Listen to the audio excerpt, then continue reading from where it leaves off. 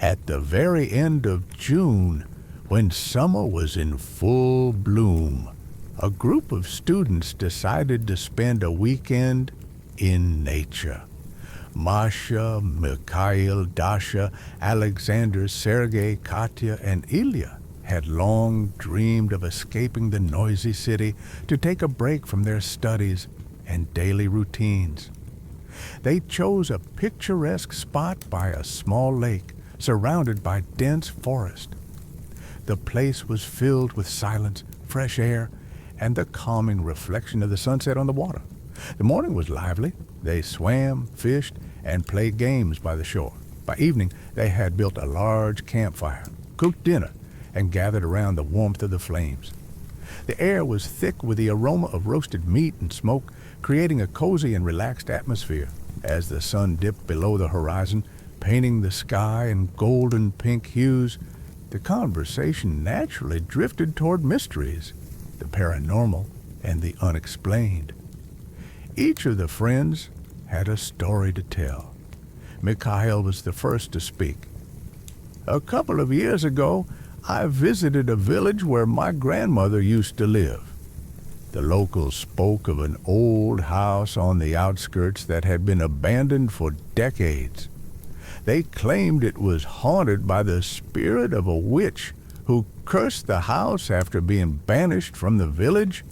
No one dared to go near it. One night, my friends and I decided to test the legend. As we approached, the lights suddenly went out, and from inside the house, we heard footsteps, as if someone was walking on the creaky floors. At that moment, I knew we had to get out of there."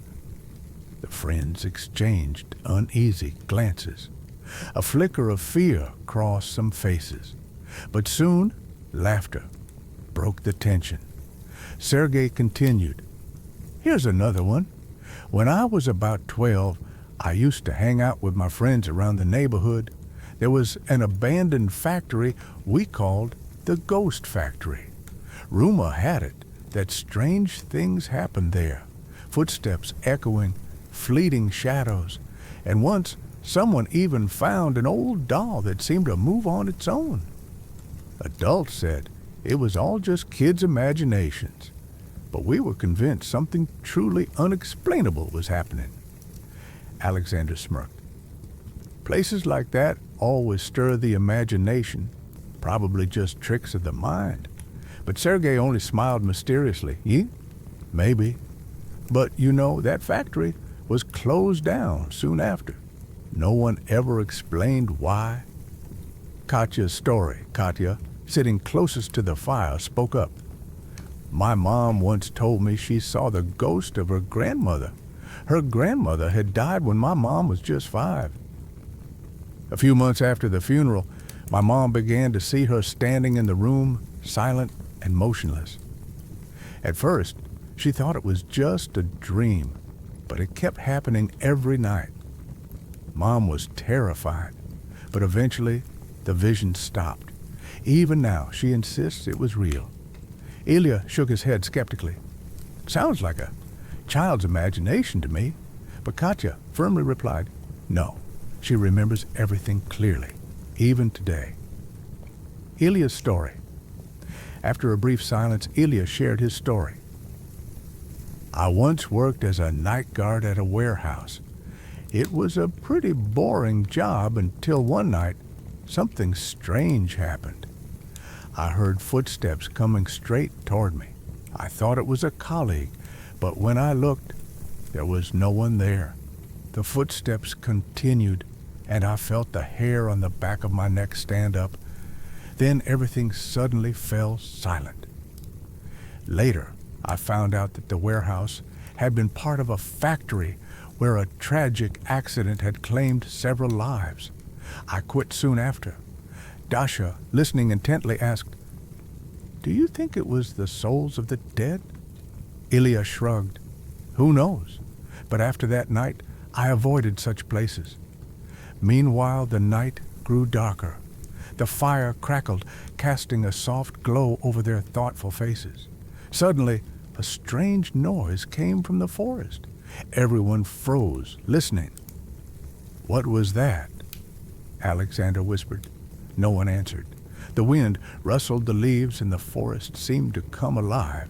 Then, with a loud snap of a branch, they all jumped. "Let's go check it out," Mikhail suggested, getting to his feet. After a moment's hesitation, curiosity got the better of them, and they followed him, armed only with flashlights and Mikhail's hatchet. They moved cautiously through the thick underbrush, their path lit by the dim beams of their flashlights. Apart from the sounds of their own footsteps and the distant whispers of nocturnal creatures, all was silent. Then, from deep within the forest, came a long, bone-chilling howl. "Are those wolves?" Dasha whispered, clutching Alexander's arm tightly, but Mikhail answered confidently. "No wolves here. It's something else." The howl echoed again, growing nearer. Fear gripped them, their hearts pounding. They stood frozen, unsure of what to do. Moments later, as the howl grew even louder, they realized they had to run. They dashed back to the campsite, trying desperately not to lose each other in the darkness. But when they arrived, someone was missing. "Where's Ilya?" Katya cried, scanning the area frantically. No one had an answer. Ilya had vanished without a trace. They called for him, searched the surrounding area, but found nothing. The next morning, as dawn broke over the camp, it became clear. Ilya was gone. The group returned to the city, clinging to a thin hope that he would be found, but the search yielded no results. Ilya was never seen again. Years passed, and everyone went their separate ways, but the memory of that night by the lake stayed with them. Deep down, they all understood. There are forces in this world that defy logic and science. They tried to live normal lives, but the mystery of Ilya's disappearance remained forever unsolved.